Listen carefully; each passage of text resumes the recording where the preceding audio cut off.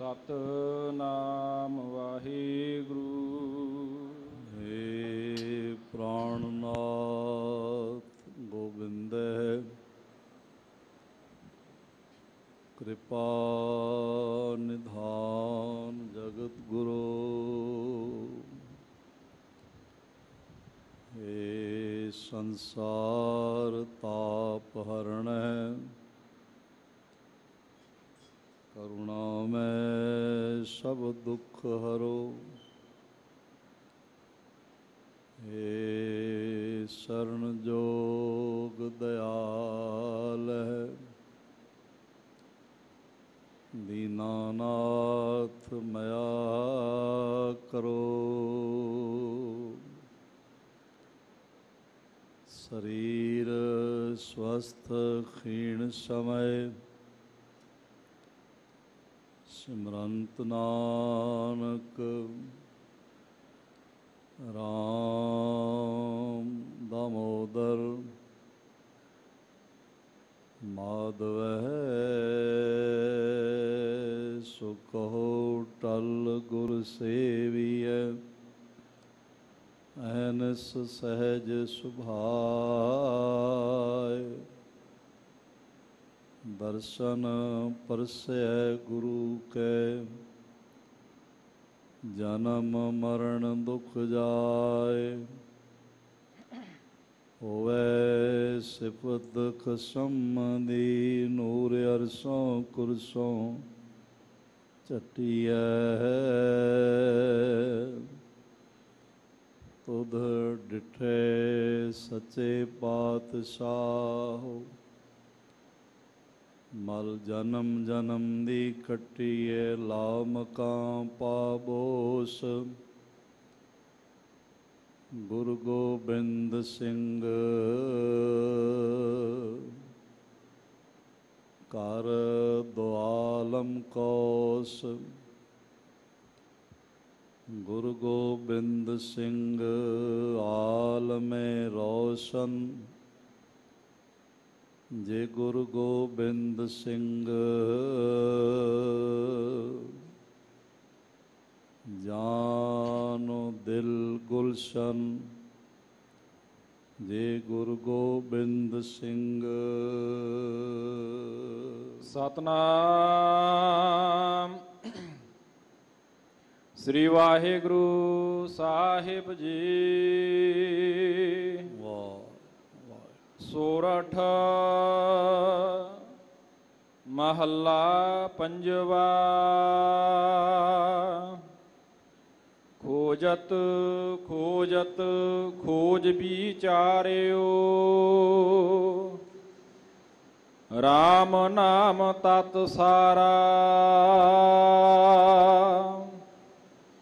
किल बिख काटे निमख आराध्या गुरमुख पार उतारा। खोजत खोजत खोज विचार्यो राम नाम तत सारा। किल बिख काटे निमख आराध्या गुरमुख पार उतारा। हर रस पीवो पुरख ज्ञानी सोण सोण महा त्रिपुत मन पावा। साधु अमृत बानी रहाऊ मुकत भुगत जुगत सच पाइया। सर्ब सुखा का दाता अपने दास को भगत दान देवा। पूरन पुरख विधाता श्रावणी सुनिया रसना गाइया। ਹਿਰਦੈ ਧਿਆਈਐ ਸੋਈ। ਕਾਰਨ ਕਾਰਨ ਸਮਰੱਥ ਸੁਆਮੀ। ਜਾਤੇ ਬ੍ਰਿਥਾ ਨਾ ਕੋਈ। ਵੱਡਾ ਭਾਗ ਰਤਨ ਜਨਮ ਪਾਇਆ। ਕਰਹੁ ਕਿਰਪਾ ਕਿਰਪਾਲਾ। ਸਾਧ ਸੰਗ ਨਾਨਕ ਗੁਣ ਗਾਵੈ। ਸਿਮਰੈ ਸਦਾ ਗੋਪਾਲਾ। ਵੱਡਾ ਭਾਗ ਰਤਨ ਜਨਮ ਪਾਇਆ। ਕਰਹੁ ਕਿਰਪਾ ਕਿਰਪਾਲਾ। ਸਾਧ ਸੰਗ ਨਾਨਕ ਗੁਣ ਗਾਵੈ। ਸਿਮਰੈ ਸਦਾ ਗੋਪਾਲਾ। ਵਾਹਿਗੁਰੂ ਜੀ ਕਾ ਖਾਲਸਾ ਵਾਹਿਗੁਰੂ ਜੀ ਕੀ ਫਤਿਹ। ਪਰਮ ਸਨਮਾਨ ਆਵਰ ਸਾਹਿਬੇ ਕਮਾਲ ਬਾਰਗਾਹੇ इनायत के मालक, कलयुगी जीवों के उद्धार करता, साहिबे सहाबा जोत रूप हर आप, महिमा दे मालक तन तन तन गुरु पिता श्री गुरुदेव गुरु ग्रंथ साहिब जी दे महान बरकतमई इनायतमई श्री चरण कमलों च विराजमान गुरु प्यारी साध संगत, गुरुदेव जी की महान इनायत का सदका साडे सारियां दे सिर ते मेहरमतमई रखे हाथ का सदका जीवन का अज का दिन भी प्राप्त होया और इस नवे दिन की जो नवे जन्म समान है शुरुआत करन दा बल भी साहिब जी ने नज़रे इनायत करदियां इस ब्रह्मंड दे सब तो पावन अस्थान रूहानियत दे मरकज़ अस्थान सचखंड श्री हरमंदर साहिब जी विखे प्रदान किया है। सतगुरु जी दे दर तो निवाजे हुए कीर्तनियां तो बड़े प्रेम रस विच सर्वतर आशा पूर्ण करनहार श्री आशा की वार दे गायन आपने सरवण किते ने। फिर साहिब जी दे दर तो प्राप्त होए पावन पवित्र हुक्मनामे सदाए बारगा आप जी ने पाठ सरवण किया है। कुछ समा होर इन्हां महाबचनां दी विचार राहीं मन गुरु चरनां नाल जुड़ सके, एकाग्रता अदब ते आनंद दी दात झोली च पै सके। इसलिए जितने माता भराता हाजरीन हाजरी पर रहे हो, पेशतर दोवां हत्थां नूं हिरदे दे सामने जोड़दियां नेत्र बंद करके ऐसा गहराई तो महसूस करिए कि साडा सीस गुरु रामदास साहिब जी दे चरण कमलों ते टिकिया है ते साहिब जियां ने मेहर भरिया हथ साडे सिर ते रखिया होया। ਸਤਿਗੁਰੂ ਜੀ ਦੇ ਸ਼ਬਦ ਰੂਪੀ ਕਦਮਾਂ ਨੂੰ ਗਲਵੱਕੜੀ ਕਰਦਿਆਂ ਚਰਨ ਚੁੰਮਦਿਆਂ ਹੋਇਆਂ ਇੱਕ ਦਫਾ ਫਿਰ ਤੋਂ ਗੁਰੂ ਫਤਿਹ ਦੁਆਰਾ ਸਾਂਝ ਬਣਾਈਏ। ਵਾਹਿਗੁਰੂ ਜੀ ਕਾ ਖਾਲਸਾ, ਵਾਹਿਗੁਰੂ ਜੀ ਕੀ ਫਤਿਹ। ਅੱਜ ਦੇ ਮਹਾਂਬੋਲ ਮਹਿਮਾ ਦੇ ਮਾਲਕ, ਤਪਤ ਮਾਹੇ ਠੰਡ ਵਰਤਾਵਣ ਵਾਲੇ ਸਤਿਗੁਰੂ, ਜਿਨ੍ਹਾਂ ਨੇ ਸੜਦੀ ਹੋਈ ਲੋਹ 'ਤੇ ਬੈਠ ਕੇ ਵੀ ਆਪਣੀ ਅੰਮ੍ਰਿਤ ਰਸਨਾ ਤੋਂ ਕੋਈ ਸੜਦਾ ਹੋਇਆ ਬੋਲ ਨਹੀਂ ਆਖਿਆ, ਬਲਕਿ ਉਹਨਾਂ ਦੇ ਅੰਮ੍ਰਿਤ ਕੰਠ ਤੋਂ ਇਹ ਧੁਨ ਸੁਣਾਈ ਪੈਂਦੀ ਰਹੀ। ਤੇਰਾ ਕੀਆ ਮੀਠਾ ਲਾਗੈ, ਹਰ ਨਾਮ ਪਦਾਰਥ ਨਾਨਕ ਮੰਗੈ। ਜਿਨ੍ਹਾਂ ਨੂੰ ਮਹਾਨ ਬ੍ਰਹਮ ਗਿਆਨੀ ਪ੍ਰਭੂ ਰਸੀਦ ਹਿਰਦੇ ਪਟ ਜਨਾਂ ਨੇ ਤਰਨ ਗਗਨ ਨਵਖੰਡ ਮਹਿ, ਜੋਤ ਸਵਰੂਪੀ ਰਹਿਓ ਭਰ,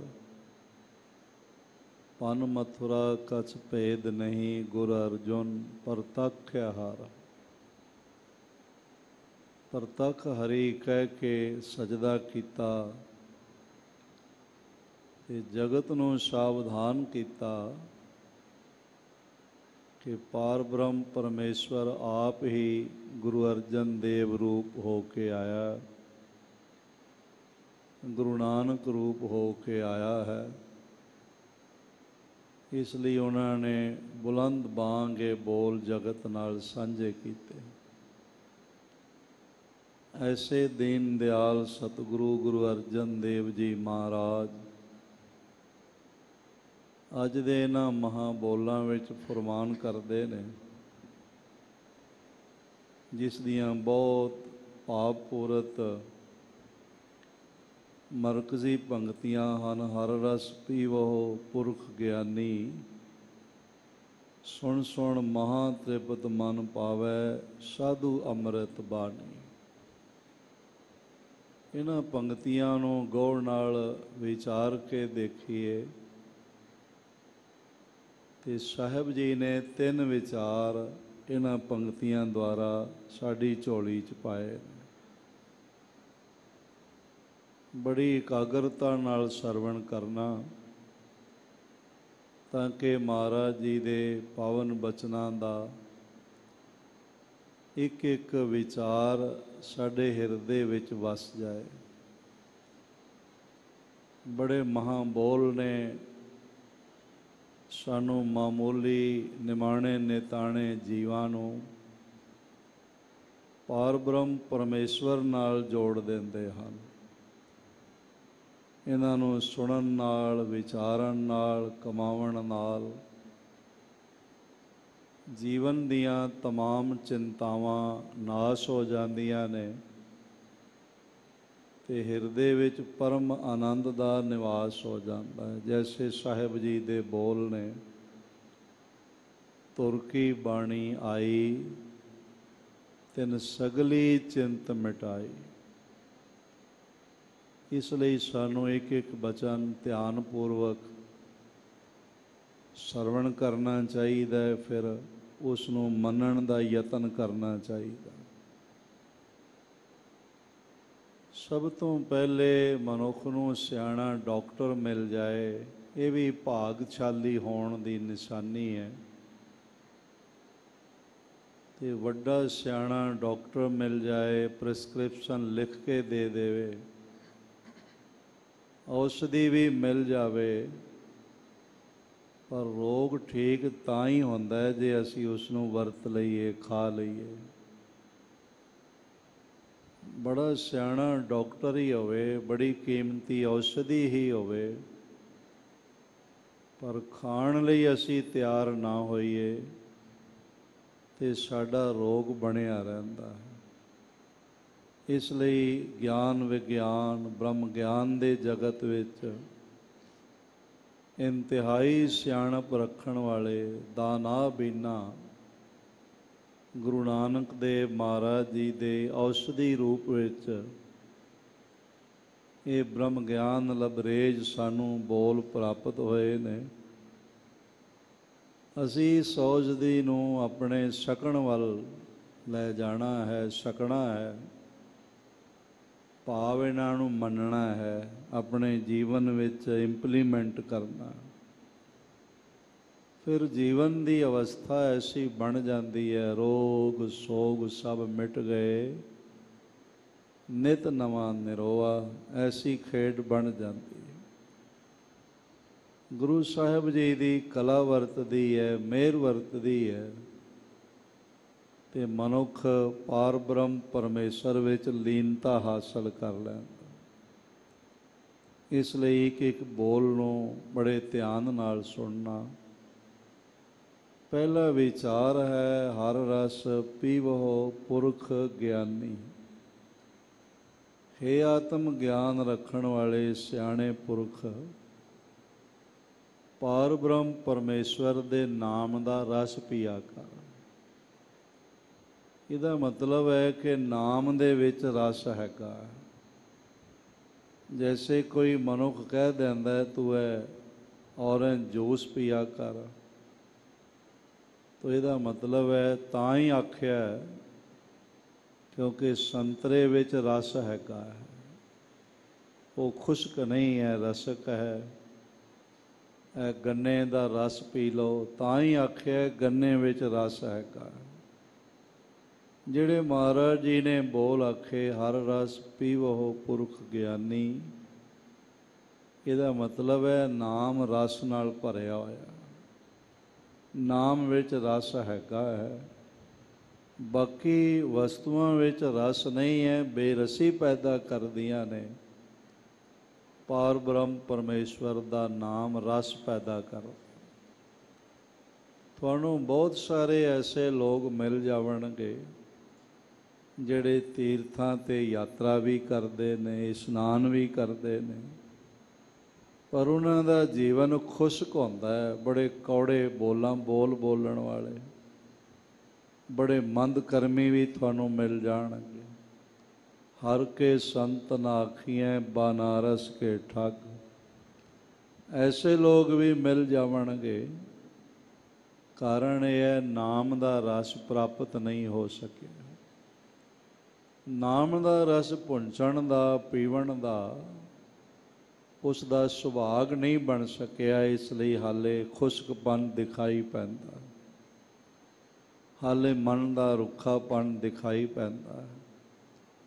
ਜੈਸੇ ਮੈਂ ਅਰਜ਼ ਕਰਾਂ, ਭਾਵੇਂ ਕੋਈ ਬੀਜ ਪਾ ਲਵੋ, ਜਿਤਨੀ ਦੇਰ ਜਲ ਦਾ ਸਪਰਸ਼ ਨਾ ਹੋਵੇ ਉਤਨੀ ਦੇਰ ਉਸ ਨੂੰ ਹਰਿਆਵਲ ਪ੍ਰਾਪਤ ਨਹੀਂ ਹੁੰਦੀ, ਉਹ ਸਰ ਸਬਜ਼ ਨਹੀਂ ਹੁੰਦਾ, ਉਹ ਪੌਦਾ ਨਹੀਂ ਬਣਦਾ।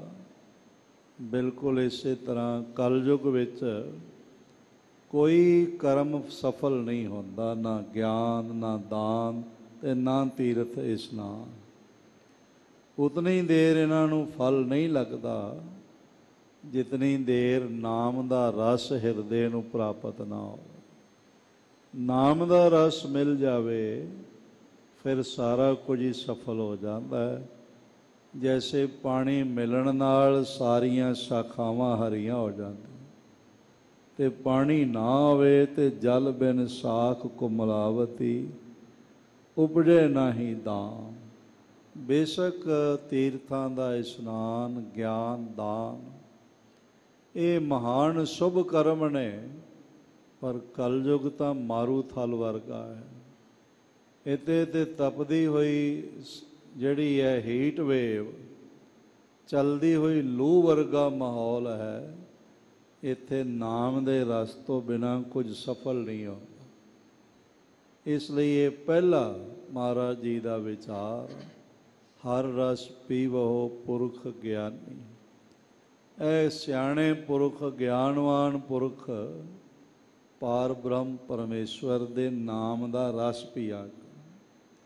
ਤੇ ਰਸ ਪੀਣ ਤੋਂ ਮੁਰਾਦ ਹੈ ਕਿ ਨਾਮ ਰਸਕ ਢੰਗ ਨਾਲ ਜਪਿਆ ਕਰ, ਐਵੇਂ ਕਾਹਲਾ ਨਾ ਪਿਆ ਕਰ, ਐਵੇਂ ਗਿਣਤੀਆਂ ਮਿਣਤੀਆਂ ਵਿੱਚ ਨਾ ਪਿਆ ਕਰ, ਬੜੇ ਪ੍ਰੇਮ ਨਾਲ ਵਾਹਿਗੁਰੂ ਵਾਹਿਗੁਰੂ ਆਖ ਤੇ ਇਸ ਵਿੱਚੋਂ ਮਿਲਣ ਵਾਲੇ ਰਸ ਨੂੰ ਪ੍ਰਾਪਤ ਕਰ, ਆਨੰਦ ਨੂੰ ਪ੍ਰਾਪਤ ਕਰ।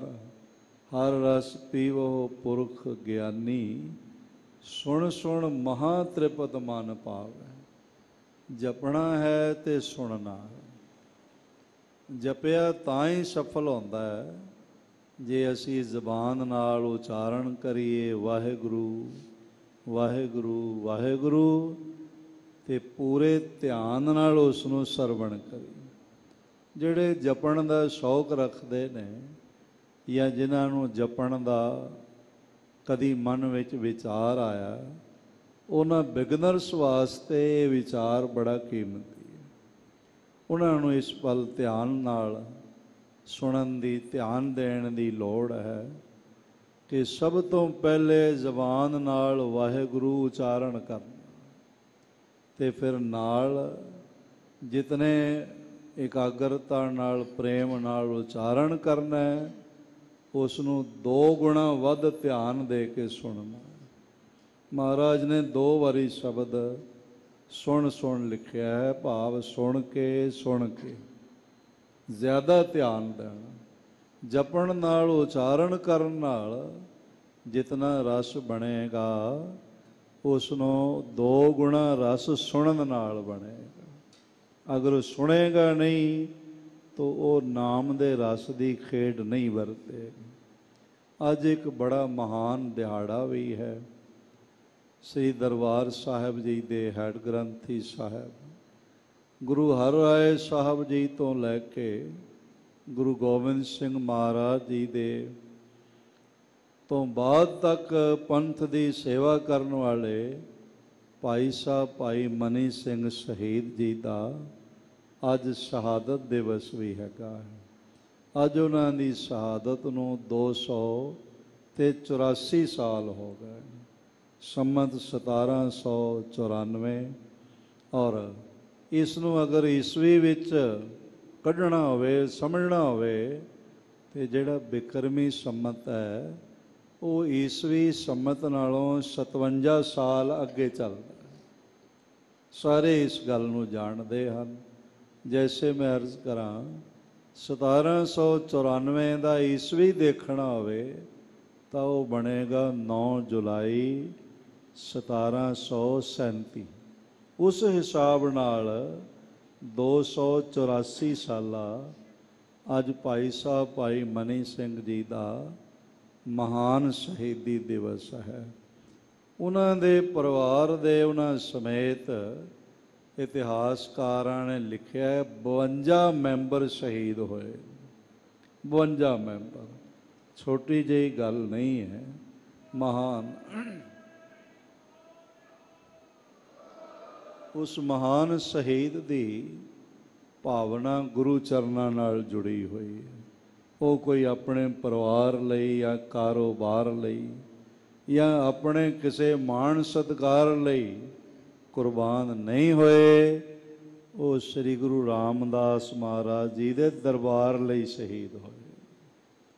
ਬਹੁਤ ਸੋਹਣਾ ਜੈਕਾਰਾ ਬੁਲਾਇਆ, ਪਰ ਮੇਰਾ ਮਨ ਕਰਦਾ ਹੈ ਉਸ ਮਹਾਨ ਸ਼ਹੀਦ, ਗੁਰਬਾਣੀ ਦੇ ਪ੍ਰਚਾਰ ਪ੍ਰਸਾਰ ਦੇ ਦੀਵਾਨੇ ਸ਼ਹੀਦ ਭਾਈ ਸਾਹਿਬ ਭਾਈ ਮਨੀ ਸਿੰਘ ਜੀ ਦੀ ਸ਼ਹਾਦਤ ਨੂੰ ਨਤਮਸਤਕ ਹੁੰਦਿਆਂ ਹੋਇਆਂ ਇੱਕ ਵੱਡਾ ਸਾਰਾ ਜੈਕਾਰਾ ਸਾਰੀ ਸੰਗਤ ਮਿਲ ਕੇ ਬੁਲਾਓ।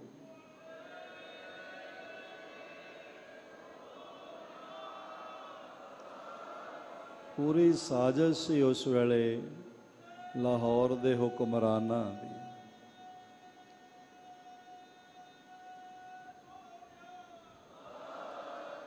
ਉਹ ਕੇਵਲ ਆਪਣੀ ਜਾਨ ਗਵਾਉਣ ਲਈ ਸ਼ਹੀਦ ਨਹੀਂ ਹੋਏ, ਉਹ ਕੌਮ ਬਚਾਉਣ ਲਈ ਸ਼ਹੀਦ ਹੋਏ। ਪੂਰੀ ਸਾਜ਼ਿਸ਼ ਸੀ ਲਾਹੌਰ ਦਰਬਾਰ ਦੀ ਬਈ ਇਹ ਦੀਵਾਲੀ ਬੰਦੀ ਛੋੜ ਦਿਵਸ 'ਤੇ ਇਕੱਠੇ ਹੋਣਗੇ। ਪਹਿਲਾਂ ਇਹ ਵੀ ਤੈਅ ਕੀਤਾ ਗਿਆ ਕਿ ਜੋ ਮਾਇਆ ਆਵੇਗੀ ਉਸ ਚੋਂ ਕੁਝ ਲਿਖਾਰੀਆਂ ਨੇ 5000, ਕੁਝ ਨੇ 10000 ਲਿਖੇ।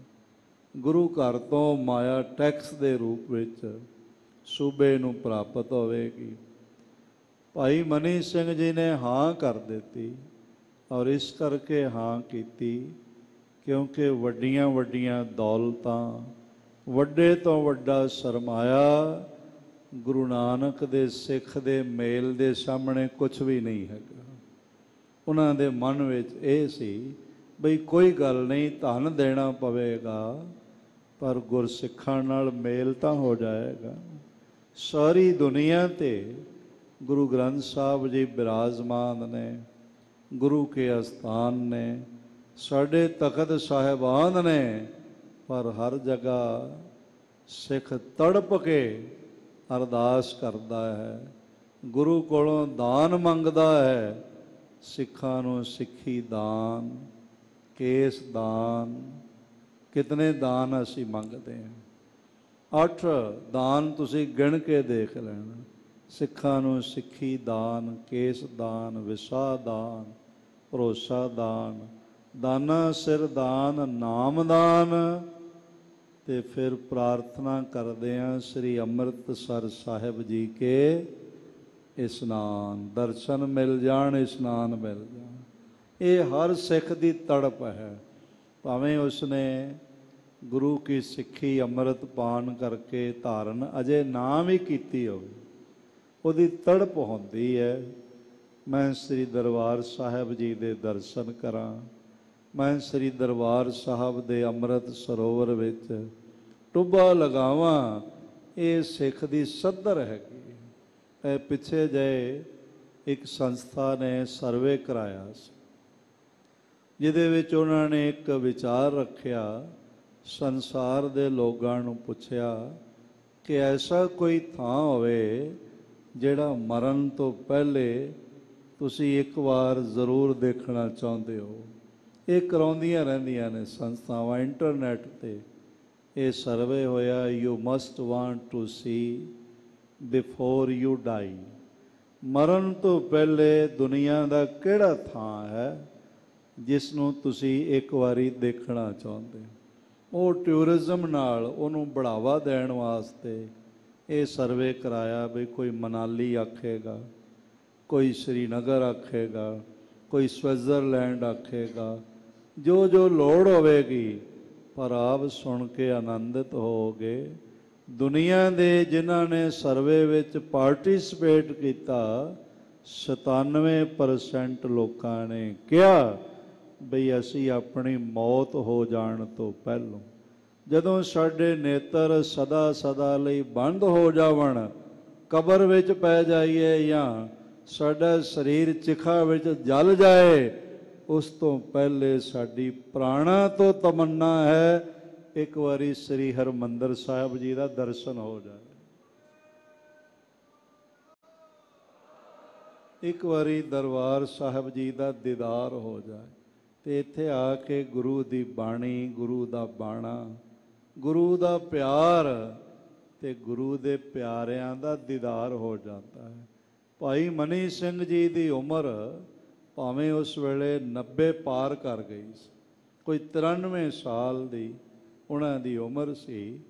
ਤੇ ਤੜਪ ਇੱਕ ਹੈਗੀ ਸੀ ਬਈ ਸਾਰਾ ਖਾਲਸਾ ਪੰਥ ਆਵੇ ਤੇ ਉਹਨਾਂ ਦੇ ਚਰਨਾਂ ਦੀ ਸੇਵਾ ਦਾ ਸੁਭਾਗ ਪ੍ਰਾਪਤ ਹੋਵੇ, ਉਹਨਾਂ ਦੇ ਦੀਦਾਰ ਮਿਲ ਜਾਵਣ।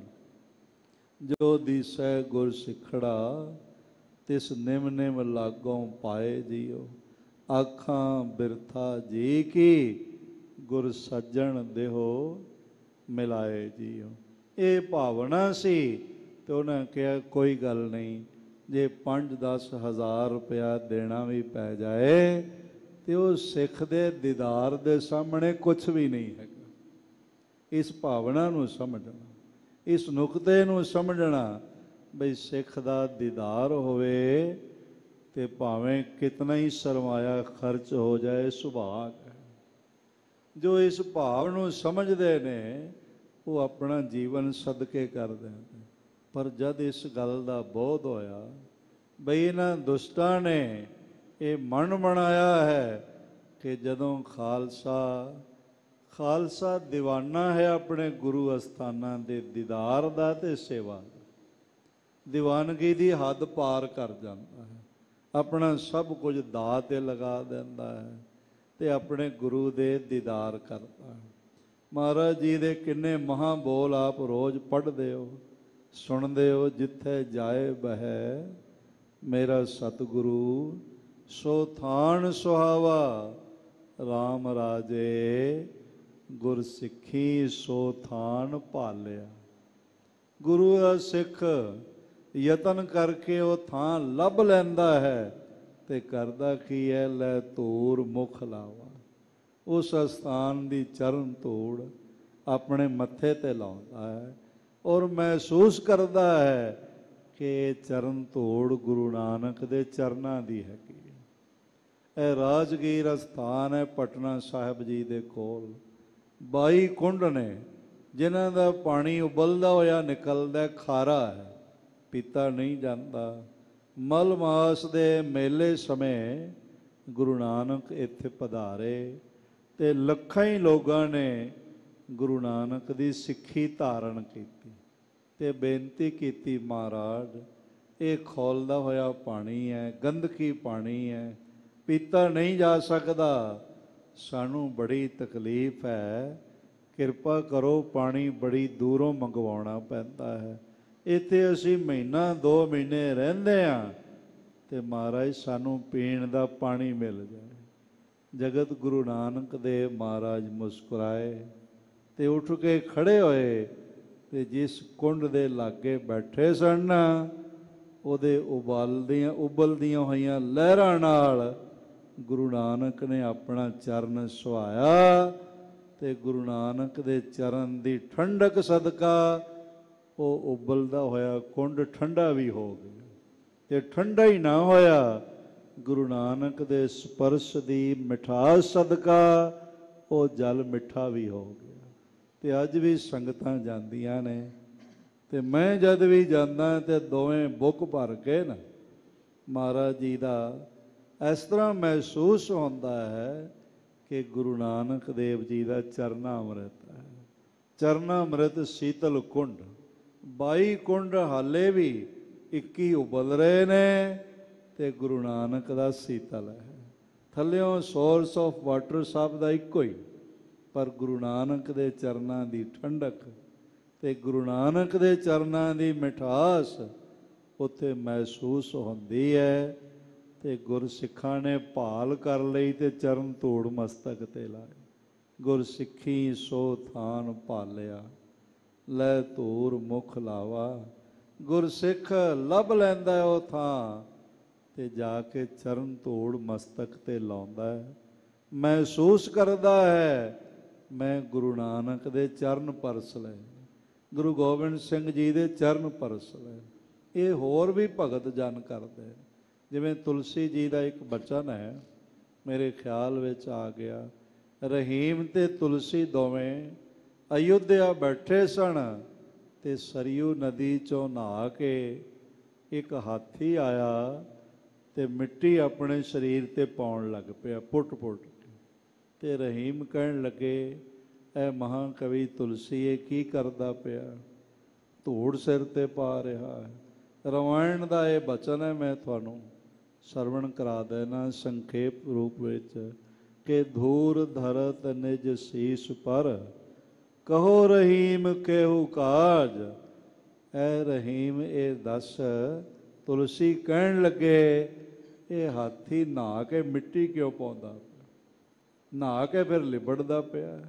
धूर धरत निज शीस पर, कहो रहीम केहू काज।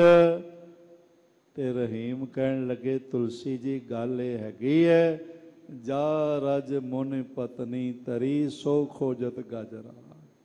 जेड़े श्री राम दे कदमां दी खाक पै जाण नाल पत्थर बनी हुई अहिल्या तर गई ना, ये हाथी उही धूड़ लभदा पिया। ते मैं अर्ज करां हाथी सियाणा है, पर मनुख हाथी नालों तां ज़्यादा ही सियाणा है। ते सिख संसार दी सियाणप दी इंतहा रखदा है। ਇਸ ਲਈ ਆਪਣੇ ਗੁਰੂ ਦੇ ਕਦਮਾਂ ਦੀ ਖਾਕ ਦਾ ਅਨੁਭਵ ਕਰਦਾ, ਗੁਰਸਿੱਖਾਂ 'ਚੋਂ ਗੁਰੂ ਦਾ ਦੀਦਾਰ ਕਰਦਾ ਹੈ। ਭਾਈ ਸਾਹਿਬ ਭਾਈ ਮਨੀ ਸਿੰਘ ਜੀ ਨੇ ਵੀ ਸੋਚਿਆ ਕੋਈ ਗੱਲ ਨਹੀਂ, ਗੁਰਸਿੱਖ ਆਵਣਗੇ ਤੇ ਧਨ ਦੇਣਾ ਪਏ, ਉਹਨਾਂ ਦੇ ਦਰਸ਼ਨ ਉਹਨਾਂ ਦੇ ਚਰਨਾਂ ਤੋਂ ਵਾਰ ਕੇ ਦੇ ਦੇਵਾਂਗੇ। ਪਰ ਜਦ ਇਹ ਪਤਾ ਚੱਲਿਆ ਬਈ ਦੁਸ਼ਟਾਂ ਨੇ ਕੁਝ ਹੋਰ ਹੀ ਮਤਾ ਬਣਾ ਰੱਖਿਆ ਹੈ, ਸਿੱਖ ਸੰਗਤਾਂ ਇਕੱਠੀਆਂ ਹੋਵਣਗੀਆਂ ਤੇ ਦਰਬਾਰ ਸਾਹਿਬ ਦਾ ਸਰੋਵਰ ਅੰਮ੍ਰਿਤ ਸਰੋਵਰ ਉਹਨਾਂ ਦੇ ਖੂਨ ਨਾਲ ਭਰ ਦੇਣਗੇ, ਇਹ ਕਤਲ ਕਰਨਗੇ। ਭਾਈ ਸਾਹਿਬ ਜੀ ਨੇ ਫਿਰ ਰਾਤੋਂ ਰਾਤ ਹੁਕਮਨਾਮੇ ਲਿਖੇ, ਪੱਤਰਕਾਵਾਂ ਲਿਖੀਆਂ, ਦੌੜਾਇਆ ਸੇਵਾਦਾਰਾਂ ਸਾਥੀਆਂ ਨੂੰ, ਆਖਿਆ ਜਾਓ ਕਹਿ ਦਿਓ ਕੋਈ ਨਾ ਆਵੇ, ਕੋਈ ਨਾ ਆਵੇ, ਕਿਉਂਕਿ ਦਰਸ਼ਨ ਦੀ ਤਲਬ ਵੀ ਹੈ ਤੇ ਕੌਮ ਨੂੰ ਬਚਾਉਣ ਦਾ ਪ੍ਰਣ ਵੀ ਹੈਗਾ।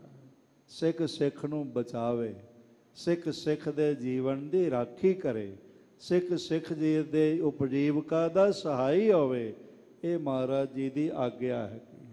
ਫਿਰ ਉਹ ਦੋਸ਼ ਲਾ ਕੇ ਉਹਨਾਂ ਨੂੰ ਪਕੜਿਆ ਤੇ ਅੱਜ ਦੇ ਦਿਨ ਨਖਾਸ ਚੌਂਕ ਜਿਹੜਾ ਹੈਗਾ ਲਾਹੌਰ ਦਾ, ਉੱਥੇ ਸਰੇਆਮ ਇੱਕ ਚੌਕ ਵਿੱਚ ਭਾਈ ਮਨੀ ਸਿੰਘ ਜੀ ਦਾ ਬੰਦ ਕੱਟਣ ਦਾ ਫਤਵਾ ਲਾ ਕੇ ਬਿਠਾਇਆ।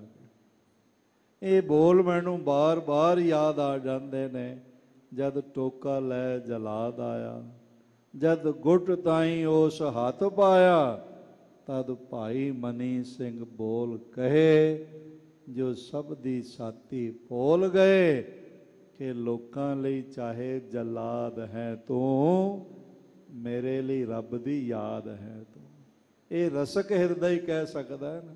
ਮੈਨੂੰ ਲੱਗਦਾ ਗੁਰੂ ਅਰਜਨ ਦੇਵ ਜੀ ਨੇ ਉਸ ਰਸਕ ਹਿਰਦੇ ਦੀ ਸ਼ਹਾਦਤ ਨੂੰ ਜਾਣਦਿਆਂ ਹੋਇਆਂ ਹੀ ਇਹ ਬੋਲ ਹੁਕਮਨਾਮਾ ਰੂਪ 'ਚ ਅੱਜ ਸੋ ਝੋਲੀ 'ਚ ਪਾਏ ਨੇ। ਹਰ ਰਸ ਪੀਵੋ ਪੁਰਖ ਗਿਆਨੀ, ਉਹਨਾਂ ਦੇ ਹਿਰਦੇ ਦੀ ਵਿਆਖਿਆ ਹੀ ਹੈਗੀ ਹੈ। ਕੋਈ ਰਸਕ ਬੰਦਾ ਹੀ ਕਹਿ ਸਕਦਾ ਹੈ ਕਿ ਲੋਕਾਂ ਲਈ ਚਾਹੇ ਜਲਾਦ ਹੈ ਤੂੰ, ਤੈਨੂੰ ਤੇਰਾ ਹਾਕਮ ਵੀ ਜਲਾਦ ਹੀ ਕਹਿੰਦਾ ਹੈ, ਤੈਨੂੰ ਤੇਰੇ ਰਿਸ਼ਤੇਦਾਰ ਵੀ ਜਲਾਦ ਹੀ ਕਹਿੰਦੇ ਨੇ, ਤੈਨੂੰ ਤੇਰੀ ਘਰਵਾਲੀ ਵੀ ਜਲਾਦ ਹੀ ਕਹਿੰਦੀ, ਤੇਰੇ ਬੱਚੇ ਵੀ ਤੈਨੂੰ ਜਲਾਦ ਕਹਿੰਦੇ ਨੇ, ਪਰ ਮੈਨੂੰ ਤੂੰ ਜਲਾਦ ਨਜ਼ਰ ਨਹੀਂ ਆਉਂਦਾ। ਲੋਕਾਂ ਲਈ ਚਾਹੇ ਜਲਾਦ ਹੈ ਤੂੰ, ਮੇਰੇ ਲਈ ਰੱਬ ਦੀ ਯਾਦ ਹੈ ਤੂੰ। ਮੈਨੂੰ ਤਾਂ ਤੇਰੇ ਚੋਂ ਵੀ ਪਰਮਾਤਮਾ ਦਿਖਾਈ ਪੈਂਦਾ। ਭਾਵੇਂ ਬਹੁਤ ਸਾਰੀਆਂ ਸ਼ਾਖਾਵਾਂ ਗੁਰਮਤਿ ਪ੍ਰਚਾਰ ਦੀਆਂ ਸੋਹਣੀਆਂ ਟਕਸਾਲਾਂ ਅਸਥਾਨ ਗੁਰਮਤਿ ਦੀ ਸਿੱਖਿਆ ਪ੍ਰਦਾਨ ਕਰਦੇ ਪਏ ਨੇ, ਪਰ ਜੇ ਮੂਲ ਰੂਪ ਵਿੱਚ ਦੇਖੀਏ ਤੇ ਉਹ ਭਾਈ ਸਾਹਿਬ ਭਾਈ ਮਨੀ ਸਿੰਘ ਜੀ ਦੀ ਟਕਸਾਲ ਹੈਗੀ, ਜੋ ਅੱਜ ਵੀ ਕੌਮ ਦੀ ਨਿੱਗਰ ਸੇਵਾ ਕਰਦੀ ਪਈ ਹੈ। ਮੁਕਤਸਰ ਮੈਂ ਗੁਜ਼ਾਰਿਸ਼ ਕਰਨਾ ਚਾਹੁੰਦਾ ਹਾਂ, ਲੋਕਾਂ ਲਈ ਚਾਹੇ ਜਲਾਦ ਹੈ ਤੂੰ, ਮੇਰੇ ਲਈ ਰੱਬ ਦੀ ਯਾਦ ਹੈ ਤੂੰ। ਕਰਤੱਵ ਦਾ ਚੇਤਾ ਚਿੱਤ ਵਿੱਚ ਧਰ, ਇੱਕ ਉਂਗਲੀ ਦੇ 3 ਟੋਟੇ ਕਰ, ਜੋ ਹੋਣਾ ਹੈ ਨਾ ਮੁੜਨਾ ਹੈ, ਤੂੰ ਕੱਟਣਾ ਹੈ ਮੈਂ ਜੁੜਨਾ ਹੈ। ਤੂੰ ਸੋਚੇਗਾ ਮੈਂ ਕੱਟਦਾ ਪਿਆ, ਪਰ ਅਸਲੀਅਤ ਇਹ ਮੈਂ ਹੋਰ ਜੁੜਦੇ ਜਾਣਾ। ਇਹ ਰਸਕ ਹਿਰਦਾ ਹੀ ਕਹਿ ਸਕਦਾ ਹੈ ਨਾ। ਹਰ ਰਸ ਪੀਵੋ ਪੁਰਖ ਗਿਆਨੀ, ਸੁਣ ਸੁਣ ਮਹਾ ਤ੍ਰਿਪਤ ਮਨ ਪਾਵੇ। ਤੇ ਜਿਉਂ ਜਪੇਗਾ ਸੁਣੇਗਾ ਤੇ ਤੇਰਾ ਮਨ ਬਹੁਤ ਰਜੇਵਾਂ ਹਾਸਲ ਕਰ ਰਿਹਾ। ਕਦੀ ਭੁੱਖ ਵਿਆਪੇਗੀ ਨਹੀਂ, ਕਦੀ ਤੈਨੂੰ ਦੁੱਖ ਦਾ ਅਨੁਭਵ ਹੀ ਨਹੀਂ ਹੋਵੇਗਾ, ਕਦੀ ਤੇਰਾ ਮਨ ਜਿਹੜਾ ਹੈ ਲੋਭੀ ਨਹੀਂ ਹੋਵੇਗਾ। ਸੁਣ ਸੁਣ ਮਹਾ ਤ੍ਰਿਪਤ ਮਨ ਪਾਵੇ, ਸਾਧੂ ਅੰਮ੍ਰਿਤ ਬਾਣੀ। ਸਾਧੂ ਦਾ ਅਰਥ ਇੱਥੇ ਗੁਰੂ ਹੈ। ਗੁਰੂ ਨਾਲ ਜੁੜੇ ਹੋਏ ਪੁਰਖਾਂ ਨੂੰ ਵੀ ਅਸੀਂ ਸਾਧੂ ਕਹਿੰਦੇ ਹਾਂ, ਸੰਤ ਕਹਿੰਦੇ ਹਾਂ, ਮਹਾਂਪੁਰਖ ਕਹਿੰਦੇ ਹਾਂ। ਇੱਥੇ ਭਾਵ ਗੁਰੂ ਹੈਗਾ ਹੈ। ਸੁਣ ਸੁਣ ਸੁਣ ਸੁਣ ਮਹਾ ਤ੍ਰਿਪਤ ਮਨ ਪਾਵੇ, ਸਾਧੂ ਅੰਮ੍ਰਿਤ ਬਾਣੀ। ਗੁਰੂ ਦੀ ਅੰਮ੍ਰਿਤ ਬਾਣੀ। ਸੰਸਾਰ ਮਰਨ ਧਰਮਾ ਹੈ, ਸੰਸਾਰ ਦੀ ਕਿਸੇ ਇਮਾਰਤ ਨੂੰ, ਕਿਸੇ ਡੈਮ ਨੂੰ, ਕਿਸੇ ਸਾਗਰ ਨੂੰ, ਕਿਸੇ ਗ੍ਰਹਿ ਨਕਸ਼ਤਰ ਤਾਰੇ ਸਿਆਰੇ ਨੂੰ ਅਮਰ ਨਹੀਂ ਆਖਿਆ ਜਾ ਸਕਦਾ। ਸ਼ਿਵਪੁਰੀ ਕਾ ਹੋਏਗਾ ਕਾਲ। ਸਭ ਵੱਡੀਆਂ ਵੱਡੀਆਂ ਪੁਰੀਆਂ ਸਵਰਗ ਆਦਿਕ ਦਾ ਨਾਸ਼ ਹੋਵੇਗਾ, ਅਟਲ ਕੋਈ ਨਹੀਂ ਹੈ। ਕੋਈ ਦੁਨੀਆ ਦਾ ਪੰਥ ਗ੍ਰੰਥ ਅਟਲ ਨਹੀਂ ਹੈ। ਰੂਹੇ ਜ਼ਮੀਨ ਤੇ ਇੱਕੋ ਹੀ ਇੱਕ ਪੰਥ ਅਟਲ ਹੈ, ਉਹਦਾ ਨਾਮ ਖਾਲਸਾ ਪੰਥ ਹੈ। ਤੇ ਇੱਕੋ ਹੀ ਇੱਕ ਗ੍ਰੰਥ ਜੁਗੋ ਜੁਗ ਅਟਲ ਹੈ, ਉਹਦਾ ਨਾਮ ਸ੍ਰੀ ਗੁਰੂ ਗ੍ਰੰਥ ਸਾਹਿਬ ਮਹਾਰਾਜ।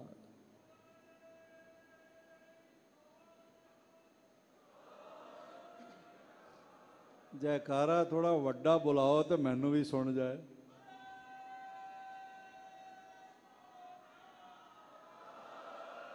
ਨਹੀਂ, ਅਜੇ ਕੈਮਰੇ ਦੇ ਮਾਈਕ ਤੱਕ ਤੁਹਾਡਾ ਨਹੀਂ ਪਹੁੰਚਿਆ ਤੇ ਸਾਰੀ ਦੁਨੀਆ ਤੱਕ ਕਿਵੇਂ ਪਹੁੰਚੇਗਾ?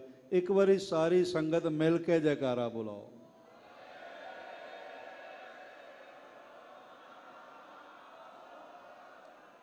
ਗੁਰੂ ਦੀ ਜੈ ਜੈਕਾਰ ਹੈ, ਕਿਸੇ ਬੰਦੇ ਦੀ ਤਾਂ ਹੈ ਨਹੀਂ। ਤੇ ਗੁਰੂ ਦੀ ਜੈ ਜੈਕਾਰ ਕਰਦਿਆਂ ਸਾਨੂੰ ਕਾਹਦੀ ਝੱਕ ਹੈ? ਕਿਉਂ ਅਸੀਂ ਝੱਕ ਕੇ ਮੂੰਹ ਥੱਲੇ ਨੂੰ ਕਰਕੇ ਕਿਉਂ ਜੈਕਾਰਾ ਬੁਲਾਈਏ? ਗੁਰੂ ਦੀ ਜੈ ਜੈਕਾਰ ਕਰਨ ਵਾਲੇ ਦੀ ਜੈ ਜੈਕਾਰ ਦਰਗਾਹ ਤੱਕ ਹੋ ਜਾਂਦੀ, ਤੇ ਗੁਰੂ ਦੇ ਪਿਆਰਿਆਂ ਦੀ ਵੀ ਨਾਲ ਹੀ ਜੈ ਜੈਕਾਰ। ਆਪਣੀ ਵਡਿਆਈ ਪ੍ਰਭ ਭਾਵ ਦੀ ਜਨ ਕਾ ਜੈਕਾਰ ਕਰਾਏ। ਇੱਕ ਜੈਕਾਰਾ ਵੱਡਾ ਸਾਰੇ ਮਿਲ ਕੇ ਭਾਈ ਮਨੀ ਸਿੰਘ ਜੀ ਦੀ ਭਾਵਨਾ ਨੂੰ ਨਤਮਸਤਕ ਹੁੰਦਿਆਂ ਬੁਲਾਓ ਸਾਰੇ ਇੱਕ ਜੈਕਾਰਾ।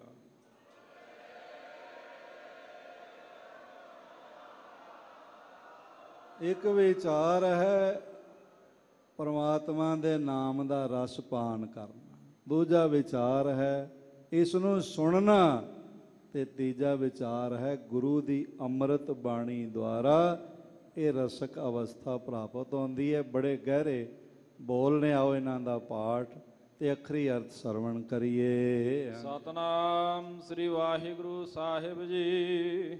ਸੋਰਠ ਮਹੱਲਾ ਪੰਜਵਾ। ਇਹ ਸੋਰਠ ਰਾਗ ਮਹਾਰਾਜ ਜੀ ਨੇ ਵਰਤਿਆ, ਕਮਾਚ ਥਾਟ ਦਾ।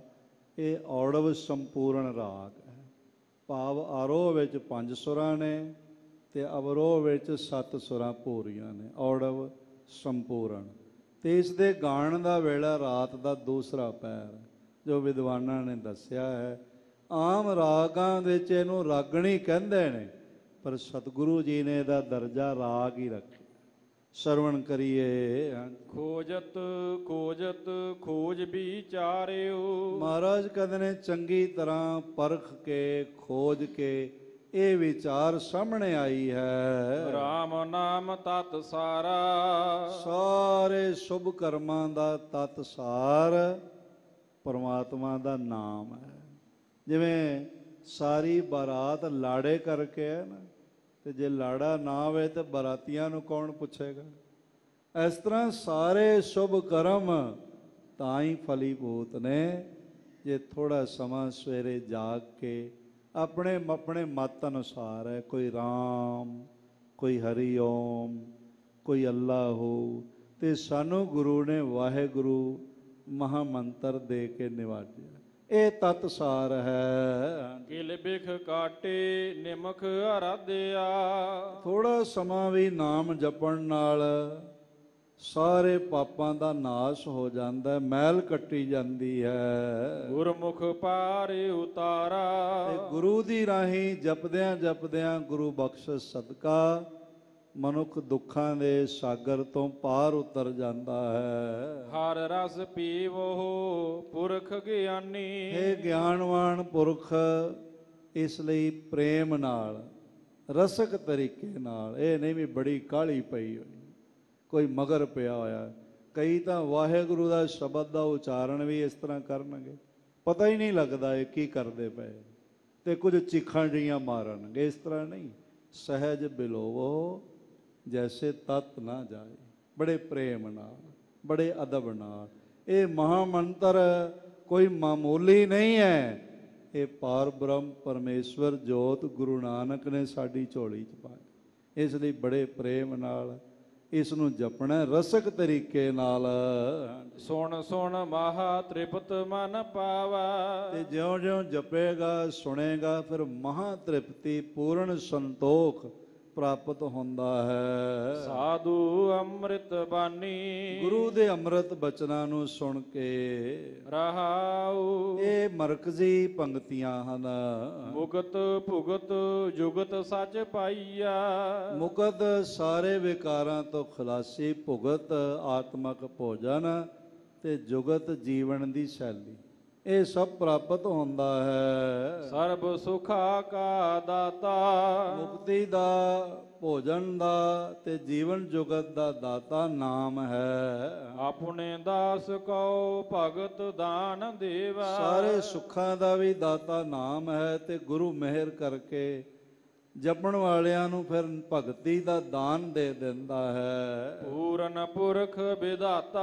ਉਹ ਪੂਰਾ ਹੈ ਸਭ ਜਗ੍ਹਾ, ਪੁਰਖ ਤੋਂ ਭਾਵ ਪੂਰਾ ਹੈ, ਪੂਰਨ ਹੈ ਤੇ ਵਿਧਾਤਰੀ ਸ਼ਬਦ ਹੈ ਸੰਸਕ੍ਰਿਤ ਦਾ, ਭਾਵ ਸਾਨੂੰ ਪੈਦਾ ਕਰਨ ਵਾਲਾ ਪਰਮਾਤਮਾ। ਸ਼ਰਾਵਣੀ ਸੁਣੀਐ ਰਸਨਾ ਗਾਈਆ। ਉਸ ਦੇ ਨਾਮ ਨੂੰ ਜ਼ੁਬਾਨ ਨਾਲ ਜਪਣਾ ਤੇ ਕੰਨਾਂ ਨਾਲ ਸੁਣਨਾ ਬਹੁਤ ਜ਼ਰੂਰੀ। ਇਹ ਬਾਰ-ਬਾਰ ਬਾਣੀ ਵਿੱਚ ਕਿਹਾ ਗਿਆ ਵੀ ਕੰਨਾਂ ਨਾਲ ਸੁਣਨਾ, ਹੋਰ ਕਿਸੇ ਅੰਗ ਨਾਲ ਸੁਣਿਆ ਜਾ ਨਹੀਂ ਸਕਦਾ, ਫਿਰ ਸੁਣਿਆ ਹੀ ਨਿਰਾ ਨਹੀਂ ਕਿਹਾ। ਕੰਨਾਂ ਨਾਲ ਸੁਣਨਾ ਮਤਲਬ ਹੈ ਧਿਆਨ ਨਾਲ ਸੁਣਨਾ। ਜਦੋਂ ਅਸੀਂ ਕਿਸੇ ਨੂੰ ਕਹਿੰਦੇ ਹਾਂ ਮੇਰੀ ਗੱਲ ਕੰਨ ਖੋਲ ਕੇ ਸੁਣ, ਤੇ ਉਹਨੇ ਕੰਨਾਂ 'ਤੇ ਕੋਈ ਲੋਕ ਨਹੀਂ ਲਾਇਆ ਹੁੰਦਾ ਜਿਹੜਾ ਖੋਲ੍ਹਣਾ, ਉਹਦਾ ਮਤਲਬ ਹੁੰਦਾ ਧਿਆਨ ਨਾਲ ਸੁਣ। ਇਸ ਲਈ ਮਹਾਰਾਜ ਕਹਿੰਦੇ ਨੇ ਸਰਵਣਾ ਨਾਲ ਉਸ ਨੂੰ ਧਿਆਨ ਨਾਲ ਸੁਣਨਾ। ਹਾਂਜੀ, ਹਿਰਦਾ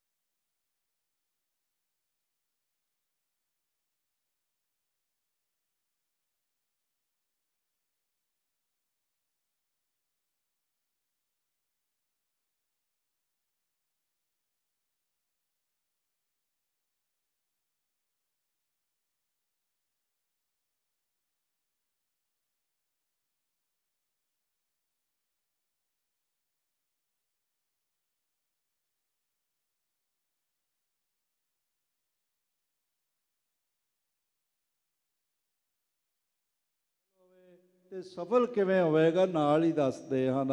ਸਾਧ ਸੰਗ ਨਾਨਕ ਗੁਣ ਗਾਵਾ। ਗੁਰਮੁਖਾਂ ਦੀ ਸੰਗਤ ਵਿੱਚ ਮਿਲ ਕੇ ਗੁਰੂ ਦੇ ਗੁਣ ਗਾਉਂਦਿਆਂ ਸਿਮਰੈ ਸਦਾ ਗੋਪਾਲਾ।